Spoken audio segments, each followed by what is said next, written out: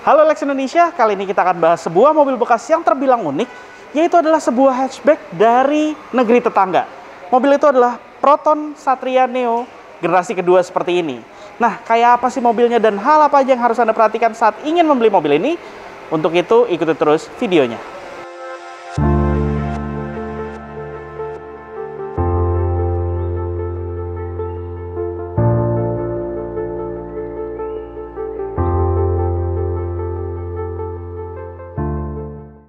Nah, untuk penampilannya, Proton Satria Neo ini sebenarnya berbeda dengan varian standar. Karena yang di samping kita ini adalah varian CPS yang merupakan salah satu varian sporty dari beberapa varian yang ada pada mobil ini.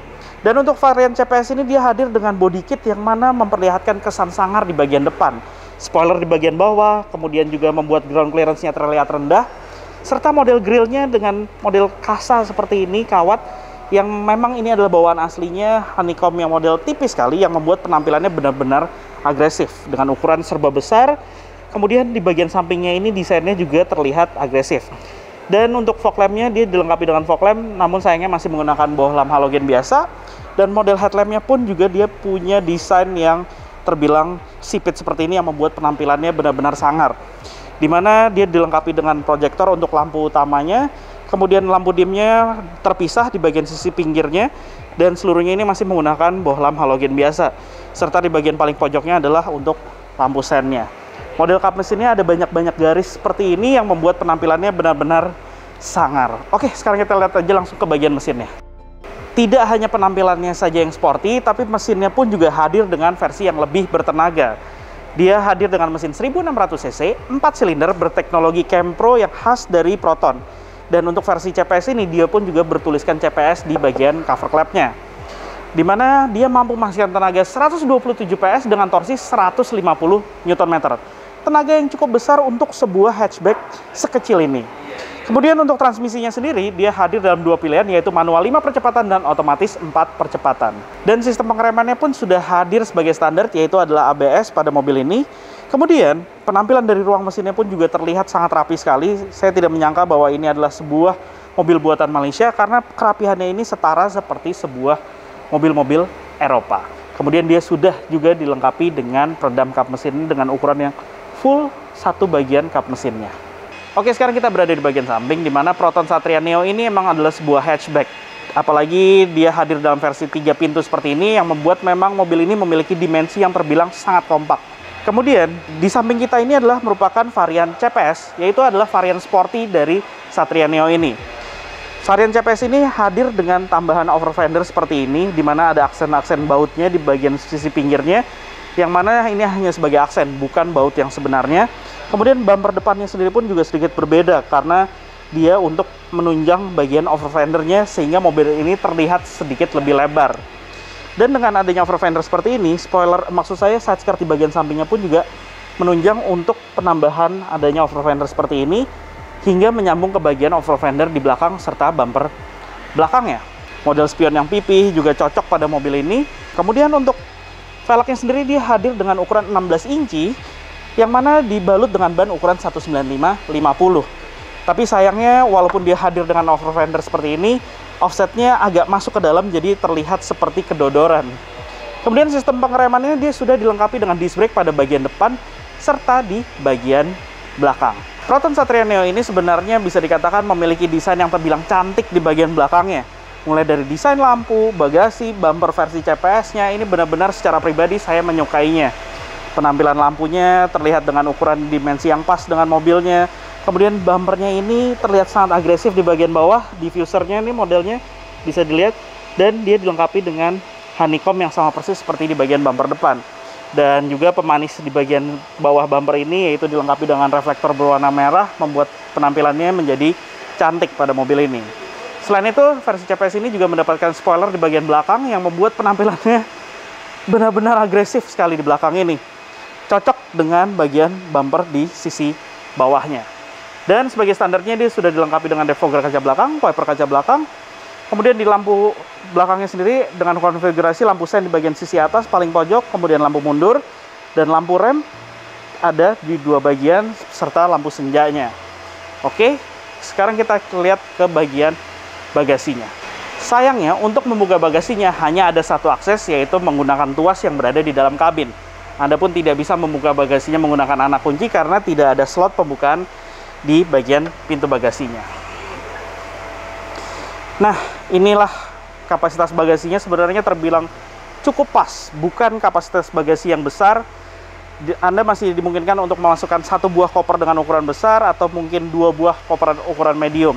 Tapi apabila Anda ingin menambah kapasitasnya lagi, Anda juga masih dimungkinkan untuk melipat jok baris kedua dengan cara menarik tuas yang berada di sisi pojoknya. Nah, memang pada saat dilipat seperti ini, Anda tidak akan mendapatkan bagasi yang rata dengan lantainya di bagian bagasi pada saat jok baris kedua terlipat.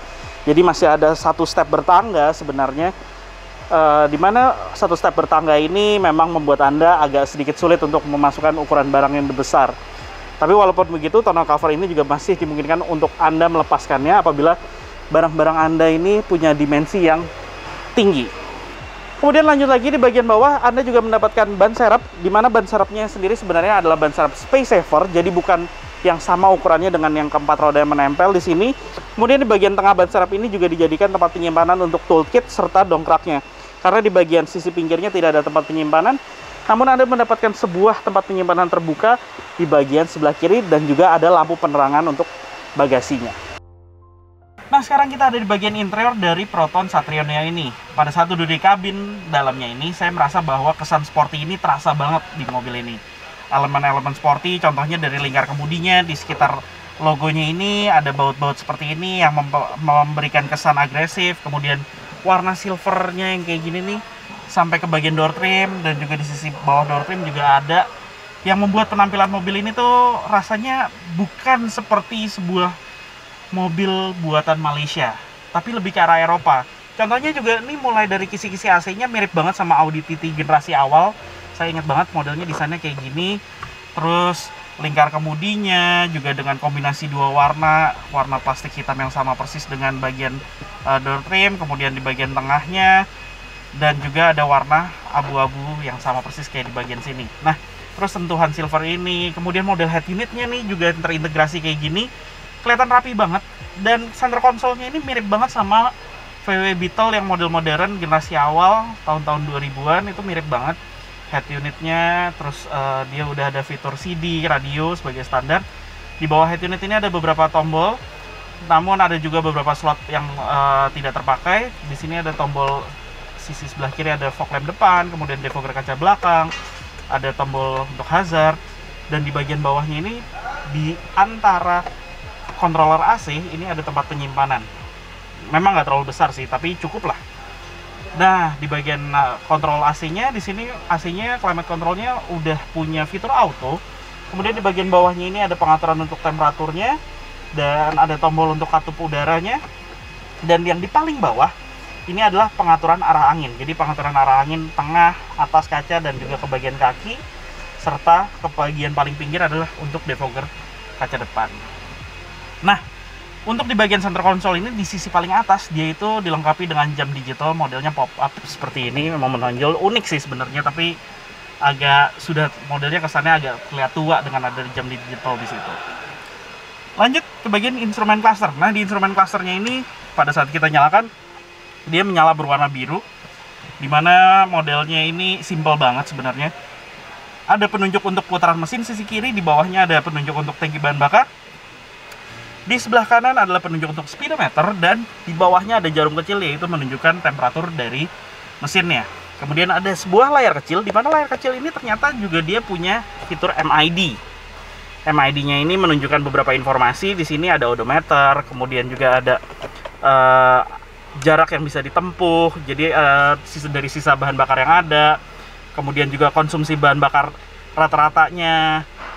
Terus dari mobil ini juga bisa memberitahu kepada Anda sudah menggunakan mobil ini seberapa lama dari titik poin pertama. Oke, lanjut lagi ke bagian lingkar kemudi. Di lingkar kemudi ini ada tombol. Tombol ini simple banget, dan ini adalah tombol di sisi kiri maupun kanan untuk pengaturan dari head unitnya. Jadi dia di sisi kiri adalah volume dan ada tombol mute, sedangkan di sisi kanan adalah pengaturan track dan juga penggantian mode untuk mengganti mode radio ataupun CD. Nah, untuk di belakang lingkar kemudi lucunya mobil ini dilengkapi dengan tuas lampu sen yang umumnya seperti mobil Eropa, yaitu sennya ada di sebelah kiri. Kemudian pengaturan menyalakan lampu utama, lampu kecil juga ada di sisi sebelah kiri ini, serta lampu dimnya. Sedangkan di kanan adalah pengaturan untuk wiper kaca depan serta wiper kaca belakang. Dan wiper kaca depan ini juga ada fitur intermittennya, tapi tidak ada pengatur interval waktunya. Oke. Kemudian di bagian door trim ini kualitas materialnya sama. Ini seluruhnya nih materialnya dari dashboard ke bagian door trim ini seluruhnya material plastik keras. Hanya di bagian tengah ini adalah bahan yang sama persis dengan bagian joknya. Dan Anda juga mendapatkan door pocket dan ukurannya minim banget. Ini door pocketnya hanya memanjang dan minim banget. Di sini ada handle yang juga berfungsi sebagai tempat koin. Dan kemudian lanjut lagi di bagian tuas transmisinya. Ini tuas transmisinya unik. Jadi biasanya umumnya mobil-mobil pakai leather boot, tetapi kalau ini modelnya hanya tuas saja kayak gini, mengingatkan saya pada tuas persneling di game-game gitu. Jadi modelnya dia gesernya kelihatan kayak gini. Tetap edge pattern normal, 5 speed. Lanjut bagian tengah, soket 12 volt di sini, pengaturan kaca spion kiri dan kanan elektrik, tapi untuk pelipatannya sendiri masih manual. Dan tombol power window-nya bukan berada di bagian door trim, tapi ada di konsol tengah sini. Ini cukup unik juga. Dan ini rem tangan modelnya di bawah seperti ini, membuat kesan sportinya juga lebih dapat lagi. Terus di bagian konsol tengah ini juga Anda mendapatkan 2 buah cup holder. Tempat penyimpanan untuk lacinya berada di sini, dan ukurannya pun juga cukup minim. Kemudian untuk fitur safety-nya, mobil ini sudah dilengkapi dengan airbag pada bagian pengemudi, serta di bagian penumpang, dan juga seatbelt 3 titik. Namun sayangnya saya merasa bahwa posisi mengemudinya pada mobil ini di jok standarnya ini terasa agak tinggi, walaupun dia sebenarnya bisa diturunin, tapi di posisi paling rendah pun rasanya tuh posisi mengemudinya terasa tinggi. Dan pada mobil ini pun dia pengaturannya selain tinggi rendah standar ya, ada pengaturan untuk sliding, pengaturan untuk sudut kemiringan sandaran, sama untuk pengaturan headrestnya. Sedangkan di lingkar kemudi, dia sudah dilengkapi dengan tilt steering, tapi belum teleskopik. Jadi hanya naik turun saja. Lanjut bagian atas, ada sun visor, lengkap dengan cermin, tapi nggak ada penerangannya. Dan kaca spion tengah ini juga belum dilengkapi dengan auto dimming. Oke, sekarang kita pindah ke bagian belakang. Oke, untuk di kabin belakang ini, akses masuk ke dalamnya itu dipermudah apabila Anda masuk lewat jok sebelah kiri. Karena di jok sebelah kiri ini ada tuas di bagian sisi sampingnya, dan pada saat Anda tarik, dia tidak hanya melipat di bagian sandarannya, tapi juga di slidernya secara otomatis dia bisa dimajukan. Jadi mempermudah untuk akses ke baris keduanya. Oke, sekarang kita duduk di baris keduanya. Posisi duduknya di sini cukup memadai, bukan nyaman, tapi cukup memadai karena posisinya sebenarnya dia punya sudut kemiringan sandaran yang terasa tegap. Kemudian ini adalah posisi mengemudi saya dengan postur saya hanya 165 cm. Masih ada legroom di sini, tapi mungkin nggak terlalu nyaman untuk postur yang jauh lebih tinggi dibandingkan saya. Dan headroomnya sendiri pun di bagian dengan postur badan saya ini terasa sangat ngepas sekali, dan saya nggak yakin akan memberikan kenyamanan dengan orang yang posturnya mungkin 170 atau 175 ke atas. Kemudian jok ini di bagian bawah penyangga pahanya itu tidak sempurna, jadi kaki pun menggantung. Padahal kaki saya ini udah masuk ke bagian belakang jok baris pertama, tapi di sini dia masih ada celah, jadi tidak bisa duduk secara normal di sini. Kemudian jadinya rasanya cukup aneh, dan ini lantainya pun sedikit ada tonjolan.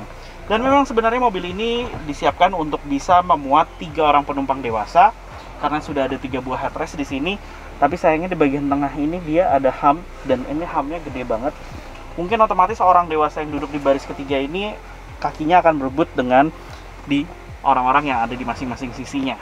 Dan di bagian belakang ini seatbelt 3 titik juga hadir sebagai standar untuk 3 orang penumpang secara sekaligus. Anda juga mendapatkan handrest di bagian maksud saya rest tangan di sini di bagian plafon, dan juga masih ada armrest, maksudnya handrest di bagian door trimnya. Dimana di bagian door trimnya ini kualitas materialnya seluruhnya adalah plastik, dan di sini juga Anda mendapatkan speaker di masing-masing sisinya. Oke, untuk lampu kabinnya berada di bagian atas, ini hanya ada 1 buah. Dan benar-benar di bagian depan Anda tidak mendapatkan lampu kabin. Kaca di bagian belakang pun juga terasa cukup luas, tapi memang tidak terlalu tinggi karena atapnya yang memang terasa rendah. Nah, begitulah hasil review kali ini mengenai Proton Satria Neo generasi kedua ini. Berminat untuk membeli mobil kayak gini? Hal apa aja sih yang harus Anda perhatikan? Dikatakan bahwa mobil ini memiliki kelemahan di bagian mesinnya, yaitu adalah pada bagian engine mountingnya yang memiliki usia tidak terlalu panjang. Kemudian juga teknologi Campro-nya ini beberapa forum-forum mengatakan memiliki masalah, yang mana apabila ada masalah pada bagian tersebut membuat mobil ini tidak memiliki tenaga yang sempurna dan seharusnya. Nah, jadi itulah hasil review kami kali ini tentang Proton Satria Neo CPS generasi kedua seperti ini. Dan bicara soal pajaknya, Proton Satria Neo yang seperti di samping kami ini adalah tahun 2010, memiliki beban pajak per tahun 2 jutaan. Dan untuk harganya sendiri, mobil ini bisa Anda dapatkan mulai dari rentang harga 80 juta hingga mencapai 150 juta tergantung kondisinya, serta tergantung varian yang Anda dapatkan. Jadi begitulah kali ini reviewnya. Jangan lupa like video ini jika Anda menyukainya, serta subscribe ke channel OLX Indonesia. Main juga ke website kami di www.olx.co.id untuk mencari mobil bekas impian Anda yang lainnya. Terima kasih telah menonton video ini. Tunggu video kami selanjutnya.